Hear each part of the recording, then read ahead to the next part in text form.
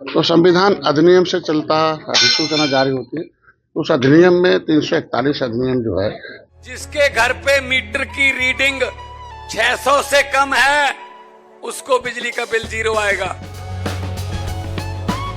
मेरा बिजली ਦਾ ਬਿੱਲ ਪਹਿਲਾਂ 1 ਸਾਲ ਪਹਿਲਾਂ ਆਵਾ ਤਾਂ ਤੇ ਹੁਣ ਵੀ 1 ਸਾਲ ਹੋ ਗਿਆ ਵੀ ਆਂਦਾ ਨਹੀਂ ਹੈਗਾ ਜਦ ਆਹ ਭਗਵੰਤ ਮਾਨ ਦੀ ਸਰਕਾਰ ਬਣੀ ਆ ਜੀ।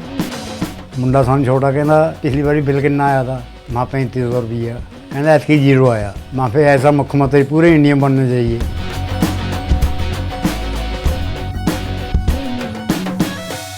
चेतना है, ये यात्रा है, ये संवैधानिक अधिकार यात्रा है। संविधान में सबको अधिकार मिला हुआ, मानवाधिकार है, वोट डालने का अधिकार है, सम्मान पाने का अधिकार है, सुरक्षा और समृद्धि पाने का अधिकार है।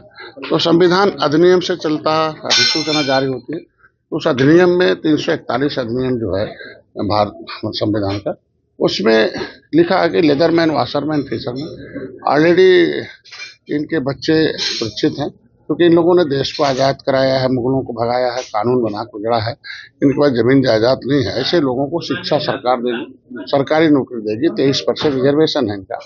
लेकिन लेदरमैन, वाशरमैन तो पा गए, लेकिन जिन्हें अंग्रेजों ने क्रिमिनल कास्ट घोषित किया था, जो चती चौरा घाट यहाँ कानपुर में बगल में है, अंग्रेजों उनको मार के डुबाया था, तो अंग्रेजों ने क्रिमिनल कास्ट घोषित किया था। तो ये 5 साल 16 दिन गुलाम थे आज़ाद होने के बाद भी। उस 5 साल 16 दिन के बाद आज़ाद होने का नतीजा था कि जो चालाक लोग थे उसमें हिस्सा ले लिया, बाकी छूट गए। तो इस तरीके से इनको फिर से संविधान में मिला हुआ हक मिले, इन्हें जगाने आया हूँ। और उत्तर प्रदेश में 1994 में धोखे से एक अलग अधिनियम बन गया था पिछड़ी जाति का, कि जिसके आधार पर इनके पास पैसा होगा तो पढ़ेंगे तो बढ़ेंगे। वो अधिनियम जब 7 जून 2015 को मैंने रेल आंदोलन किया तो हटा और लिख के आ गया राज्यपाल से कि नहीं, अब ये पिछड़ी नहीं है, ये अनुसूचित जाति के हकदार हैं। तो जिन्हें हक लेना है वो आए और साथ आए, और जो छीनने वाले उन्हें हटाएं, सत्ता से, राजनीति से हटाएं, क्योंकि जो देने वाले उनके साथ आए। तो हमारी सरकार पहल कर रही है, हम लोग उन्हें जगा रहे हैं, इन्हें बता रहा हूँ। तो जो हमारी 200 विधानसभा सीटें ऐसी हैं निषाद, जिसमें हम केवट मल्ला, बिंद कश्यप, कुमार जीवन, ये 50,000 से 1 लाख वोट है। तो जिनके पास इतना वोट है, ये झुआ भर वोट को पौआ पिलाने की जो परंपरा वो बंद हो जाए, ये निषाद पार्टी के बैनर तले आए। जिस तरीके से लेदरमैन आए अपना हिस्सा पाए, वैसे फिशरमैन को भी ला रहा हूँ। और ये सोनभद्र से लेकर सहारनपुर से लेकर सोनभद्र तक जाएगी। उसी क्रम में अभी हम लोगों ने लगभग 2 महीने हो गए लगातार चल रहे हैं, और आज हम उन्नाव आए हैं। फिर आगे भी प्रक्रिया जारी रहेगी और आगे तक जाएगी। क्या कुल मिला के आरक्षण की मांग कर रहे हैं? कितने प्रतिशत आरक्षण हमारे एक्चुअल में जब हम ओबीसी से निकाल दिए गए हैं तो उसमें से 27% निकले और 9% एससी में जुड़ जाए, जिससे कि पासी और धोबी इसका विरोध न करें, क्योंकि हमारा कॉन्स्टिट्यूशनल राइट है। जब राष्ट्रपति ने हमें नोटिफिकेशन कर दिया और उत्तर प्रदेश राज्यपाल ने नोटिफिकेशन कर दिया, तो ये इनका मिल जाना चाहिए। और ये इनकी दशा बहुत खराब है, इसलिए इनको हम जगा रहे हैं और बता रहे हैं कि आप आए और अपना अधिकार पाएं। अभी हम लोग यहाँ लगभग सभी विधानसभाओं में जाएंगे और स्वागत होगा, और एक पर्चा है, किताब है, मैंने लिखा है, वो लोगों को देंगे। कुंभ मेले को लेकर मुख्यमंत्री ने बयान दिया है कि योगी जी को इस कुंभ के दौरान भी इस्तीफा देना चाहिए, उनको हटा देना चाहिए। आप कहाँ खड़े हैं? देखिए, मैं तो अभी मर्माहत हैं, घटना से सभी लोग दुखी हैं और जांच का विषय है, और मैंने मुख्यमंत्री जी को धन्यवाद दूंगा कि तत्काल उन्होंने इस पर संज्ञान लिया और खुद लगे रहे और घटना बढ़ने से रोका गया, नहीं तो और बड़ी घटना हो सकती थी। और आज न्यायिक जांच हो गया, जब तक जांच नहीं आएगा तब तक उस पर कुछ कहना उचित नहीं। एक वीडियो आपका भी कार्यक्रमों में छोटी घटनाएं हो जाती है, तो जो बेचारे लोग खत्म हो गए हैं वो रो रहे हैं, बिलख रहे हैं। देखिए, हम लोग संबद्ध परिवार के साथ खड़े हैं। मैं एक डॉक्टर हूँ, हमें मालूम है कि किस तरीके से सांत्वना दी जाती है।